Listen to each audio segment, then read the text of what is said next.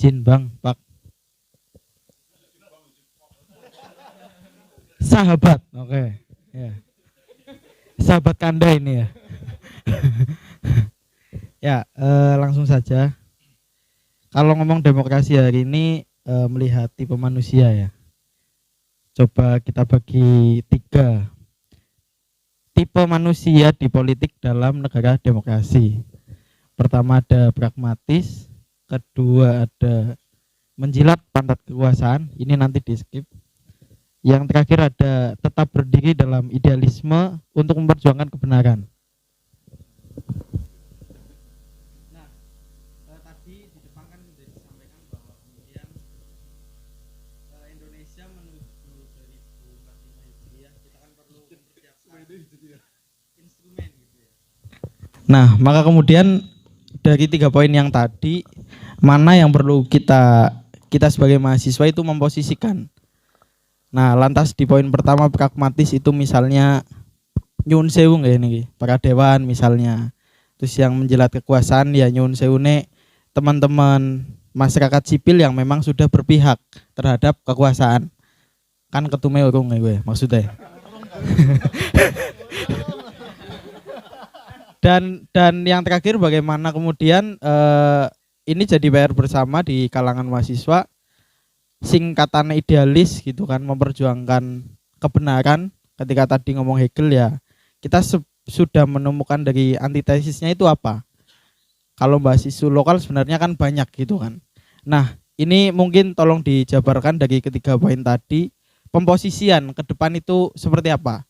Pragmatis gue tugasnya siapa misalnya, menjilat kekuasaan tugasnya siapa, dan yang idealis ini tugasnya siapa juga gitu loh. Karena harapan saya selaku teman-teman di bawahnya ketum ya di komisariat juga ke depan agenda suluk ini ya jadi pembahasan isu lokal yang kemudian kita juga turun ke jalan lagi gitu. Mungkin kaum-kaum pergerakan juga sudah lama rindu kita turun ke jalan itu. Anu wedi apa karena memang ada dinamika boneka di kabupaten kita atau seperti apa? Gitu. Silakan Bang, monggo.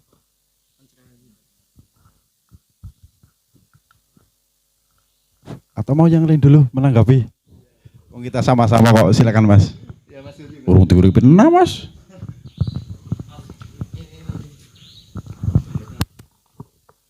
Cek. Cek.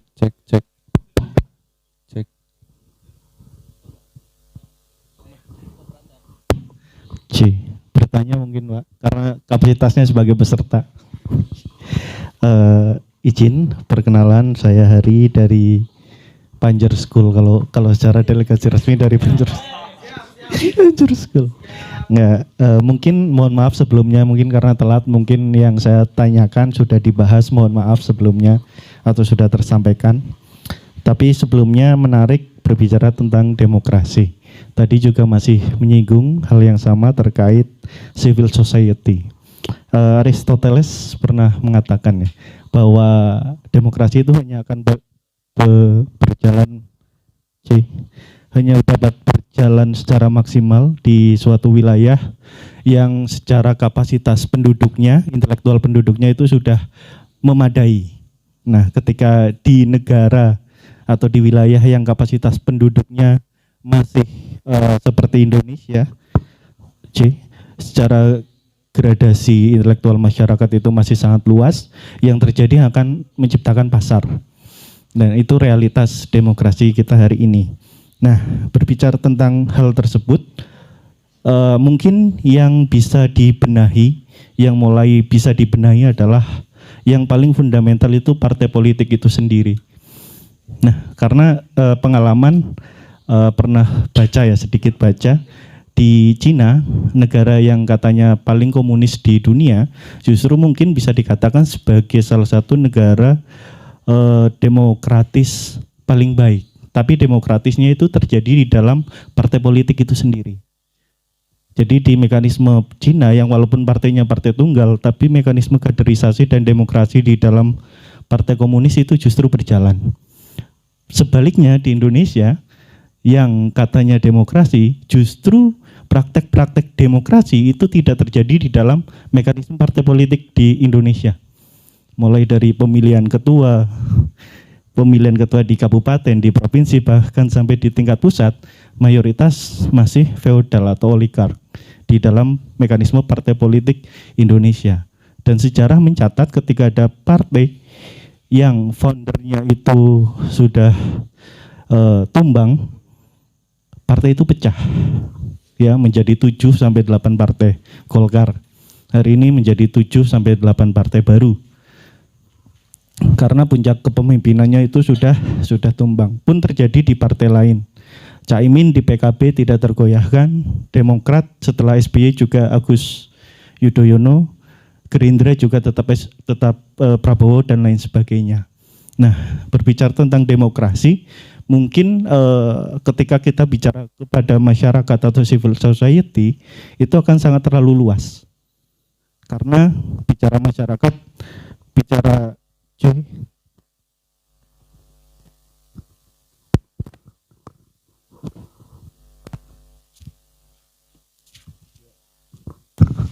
iya, karena ketika bicara masyarakat, kita akan bicara ekonomi, kita akan bicara pendidikan, kita akan bicara tingkat intelektual.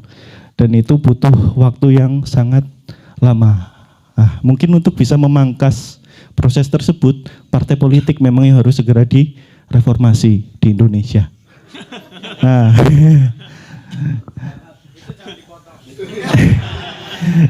partai politik yang harus segera direformasi karena gini, kegelisahan tadi nyambung yang ditanyakan oleh Ketua Komsat Nusantara ya, bahwa mahasiswa hari ini ya kita di PMI, di HMI, di GMNI secara tidak langsung sebenarnya kan berpolitik yang menjadi underbow dari partai politik. Sedangkan setelah kita selesai berproses jadi mahasiswa, selesai berproses jadi kader di organisasi masing-masing, masuk partai politik itu kayak satu, mohon maaf ya, stigma buruk.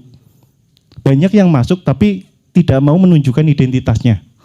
Karena partai politik itu sudah dicap negatif oleh masyarakat secara umum.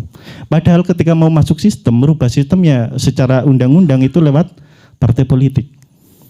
Tapi realitasnya mahasiswa yang belajar politik, yang aktif di organisasi politik, masuk ke partai politik itu kayak satu aib.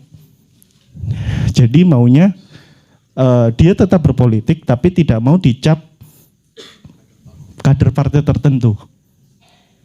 Proyeknya mau, tapi pendidikan politiknya di dalam mekanisme partai politiknya atau menjadi kadernya di dalam partai politik tidak mau. Di sisi lain memang karena stigma partainya buruk, ya memang tidak terjadi pendidikan politik yang memenuhi di dalam partai politik itu sendiri. Nah, mungkin itu yang bisa kita diskusikan dan kita bawa minimal di Kebumen lah. Bagaimana mekanisme demokrasi itu di partai politik itu bisa berjalan. Minimal di tingkat cabang ke bawah di Kabupaten Kebumen itu sendiri. Supaya iklim demokrasi kita juga bisa perlahan-lahan membaik dan ketika partainya sehat, insya Allah masyarakat akan bisa mengikuti karena akan tercipta kader yang semakin berkualitas dari hasil demokrasi di partai politik itu tadi. Bukan lagi orang yang punya uang, kapitalis yang punya modal, beli kursi, nyalon dan lain sebagainya. Nah itu kan celah-celah yang memang hari ini terjadi di dalam partai politik itu tadi. Mungkin itu senior yang saya tanyakan terkait mungkin nggak sih partai politik itu direformasi, minimal di Kebumen lah.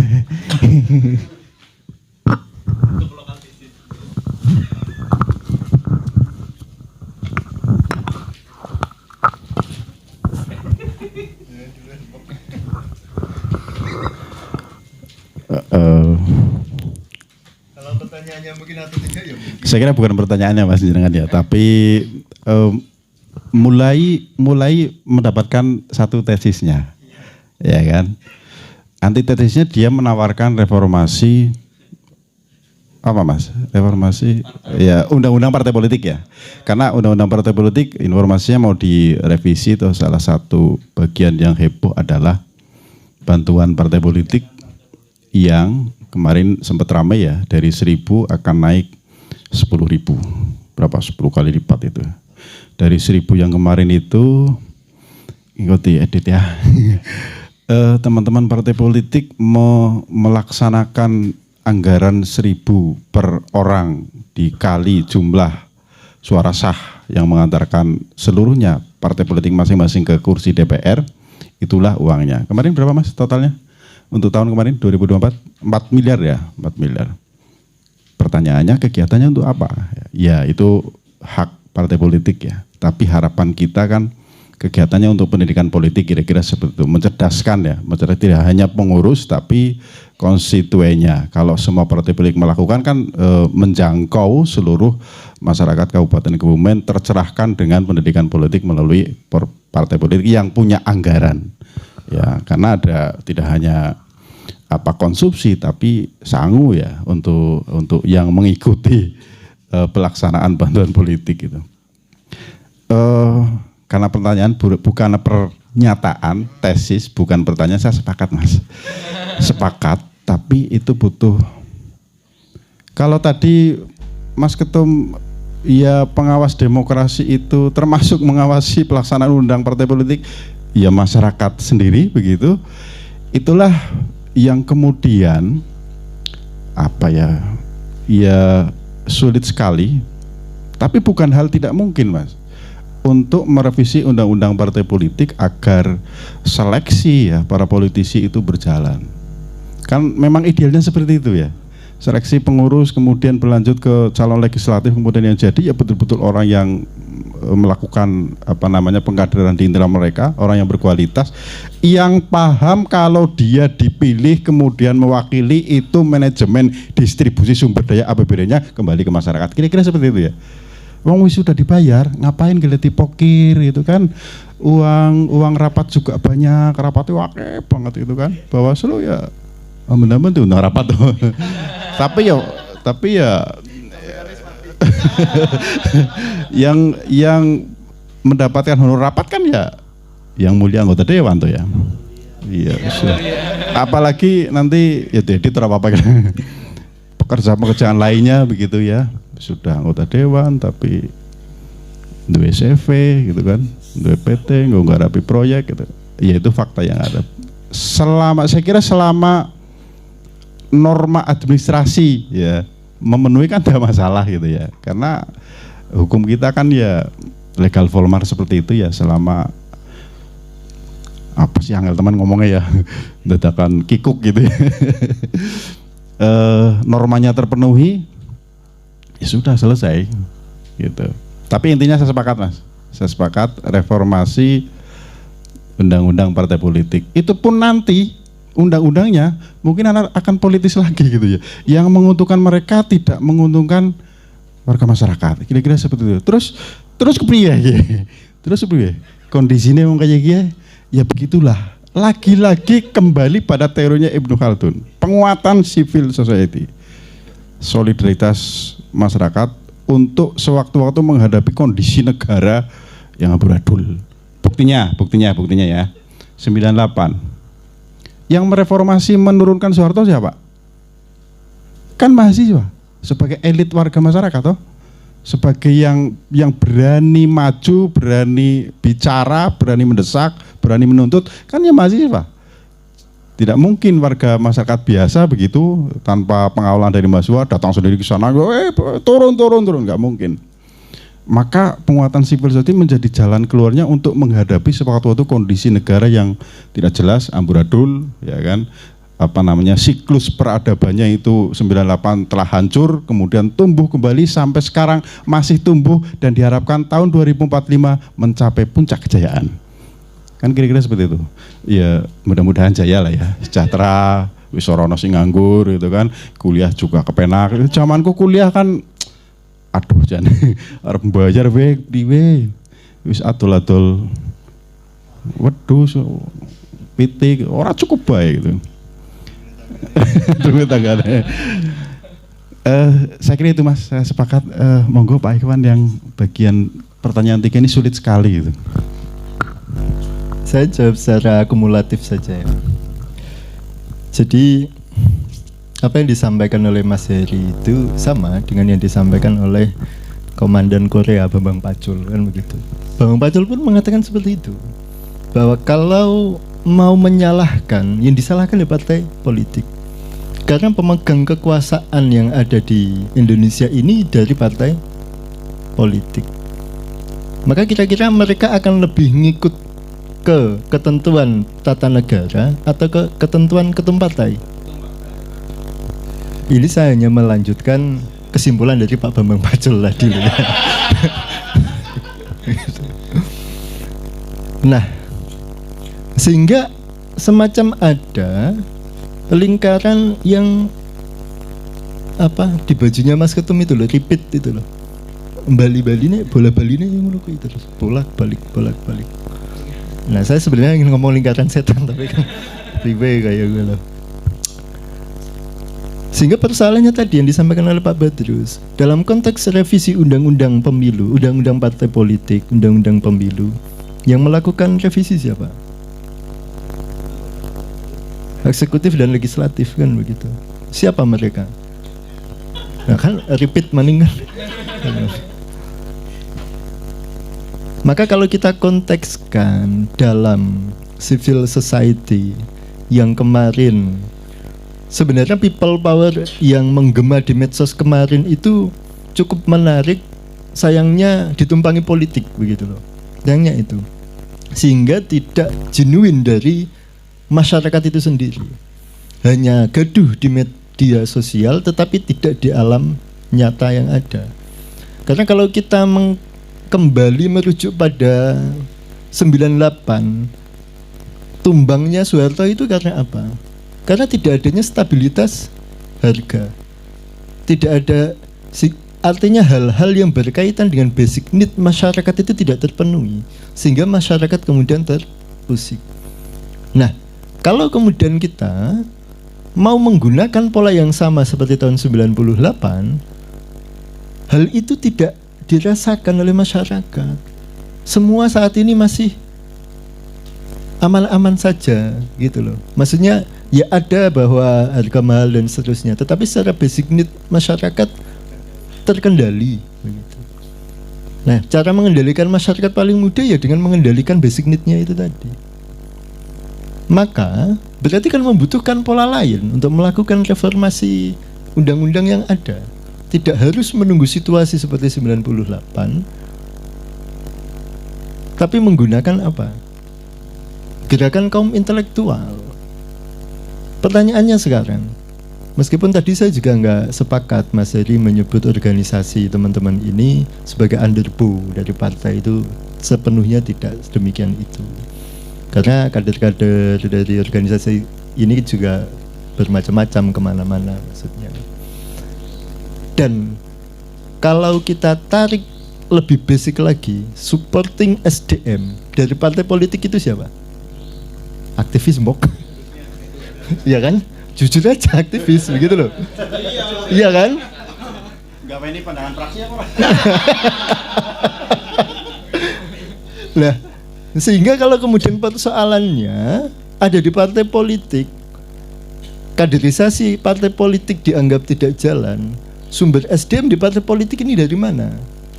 Ini kan menjadi hal yang perlu kita kontemplasi bersama selaku kader-kader organisasi.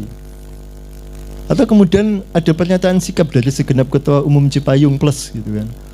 Saya selama periode ini tidak akan mengajukan bantuan ke senior yang ada di pemerintah legislatif maupun eksekutif. Berani enggak? Untuk menjaga independensi saya. Berani enggak? Kalau dulu Anas Urbaningrum mengatakan bahwa posisi Anas Urbaningrum dan kawan-kawan itu sebagai partner kritis pemerintah, artinya ya tetap membersamai pemerintah tetapi tidak kehilangan nalar kritisnya. Apakah teman-teman juga semacam itu maksudnya? Ya saya sebenarnya tidak underbow bang, saya tetap menemani sambil mengkritik gitu kan. Ya kritiknya apa? Ya sesuai pandangan fraksinya apa? Apa ini gitu. Nah, sehingga ya gimana? Ya kalau lebih basic lagi ternyata perkaderan di organisasi juga terlibat masalahnya begitu loh. Maka dalam hal ini memang saya berharap bahwa tadi statementnya Pak Badrus tentang asobiah, tentang solidaritas sosial, semua bekerja pada porsinya, pada tempatnya, itu memang penting untuk kita pahami bersama saat ini. Ngomong apalah, lali aku mau.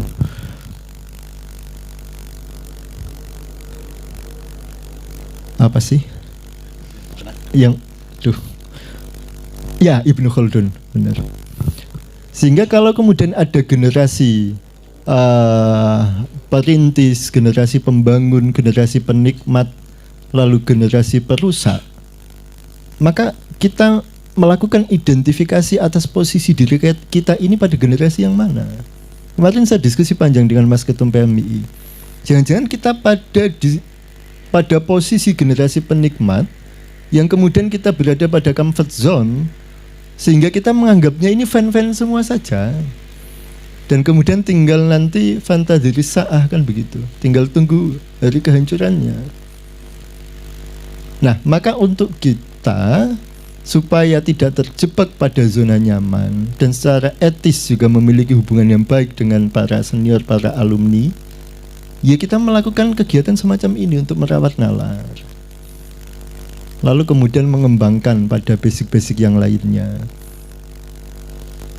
Artinya daripada kita utopis, kita melakukan langkah-langkah konkret meskipun itu satu langkah. Semacam ini. Nanti mungkin dari HMI, dari GMNI dan lainnya bisa menyusul untuk hal-hal semacam ini. Karena dialektika, karena kalau tadi menyinggung Hegel itu kan dialektika historis itu kan konsekuensinya tidak berhenti begitu. Di setiap historisitas pasti ada dialektikanya. Di setiap masa pasti ada orangnya. Setiap orang punya masanya. Nah, maka kemudian menjawab Mas Junub tadi terkait dengan positioning kita apa, ya tadi mau ngambil posisi di mana yang bisa dilakukan, tidak harus hitam putih. Kita mempolakan bahwa bentuknya masyarakat itu ada yang idealis, pragmatis dan penjilat. Ya, kalau di pertanyaannya kita memilih yang mana, ya jawaban idealnya yang ideal. Tapi realitasnya kan mesti kalian milih ya sing iso tak lakoni bela masalah sing ndilah kayak gitu.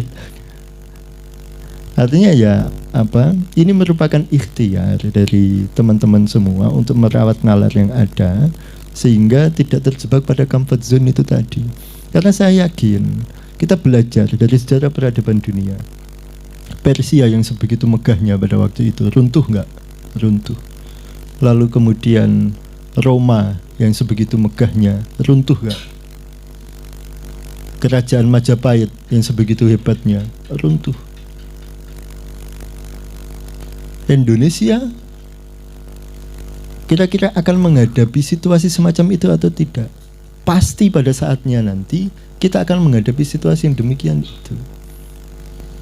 Sehingga ini adalah bagian dari ikhtiar jangka panjang. Tentu hal-hal semacam ini tidak akan kalian panen dalam 1-2 tahun ke depan output dari diskusi-diskusi kita saat ini.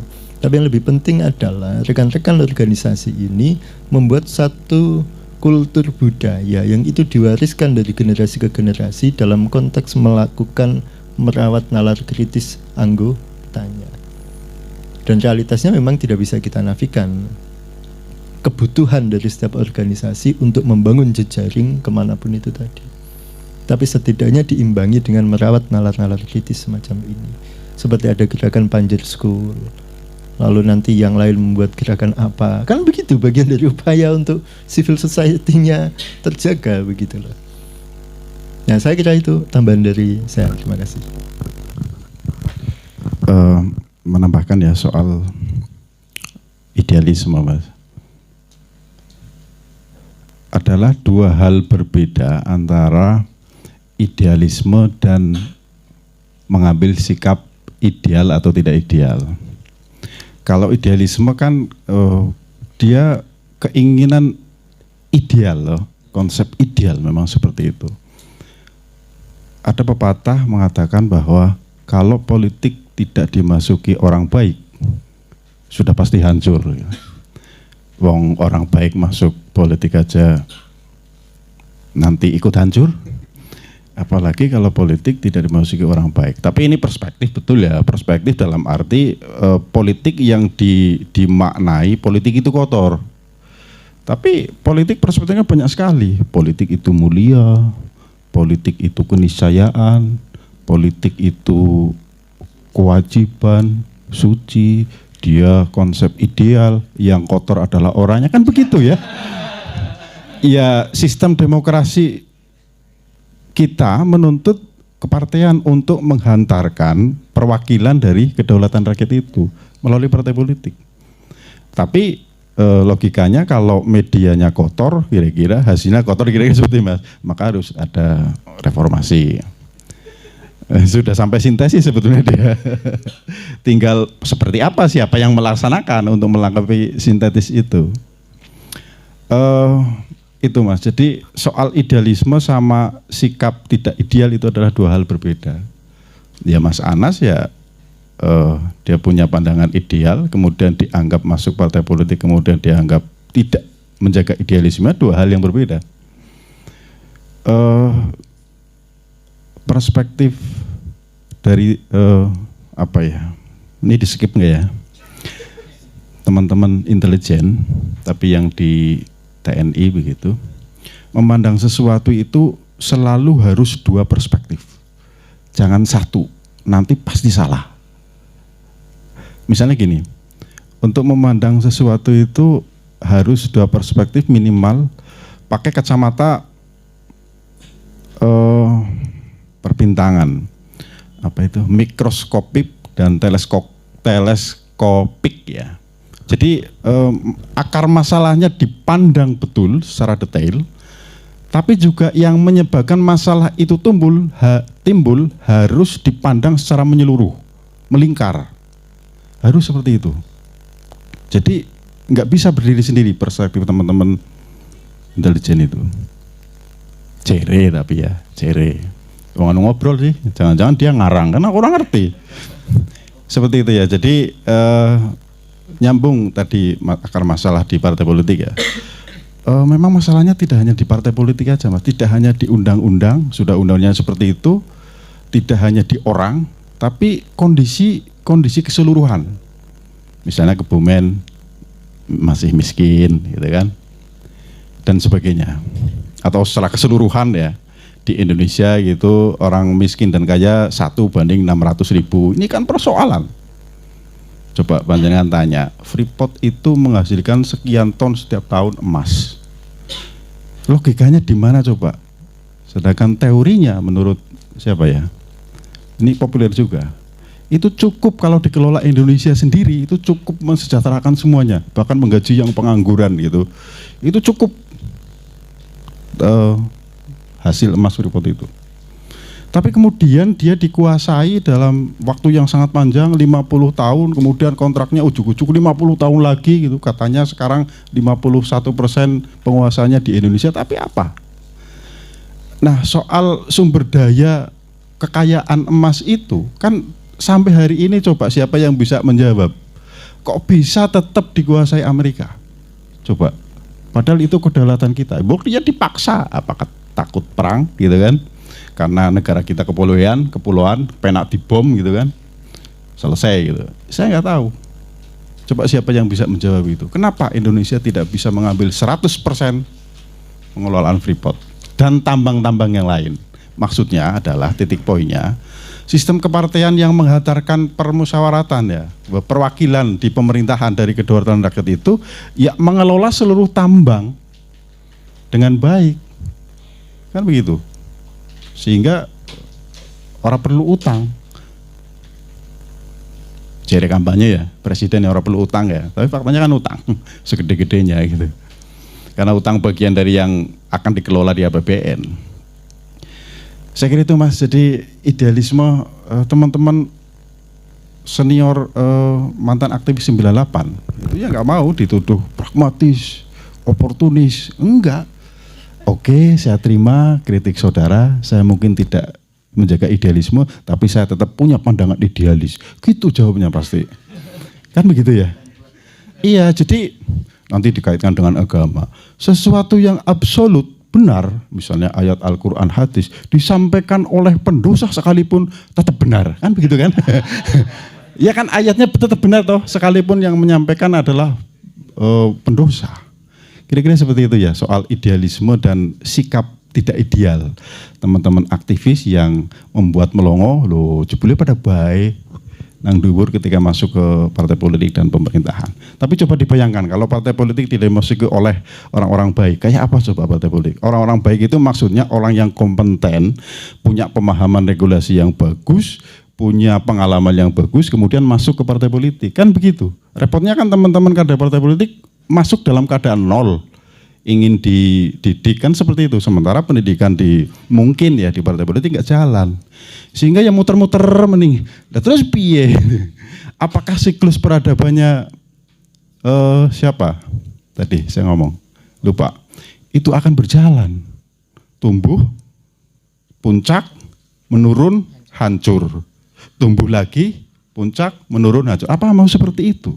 Padahal Ibnu Khaldun itu mulia. Kalau sudah sampai puncak, mari kita jaga bersama-sama agar jangan sampai hancur. Kira-kira seperti itu. 2045 ya, mudah-mudahan. Terima kasih.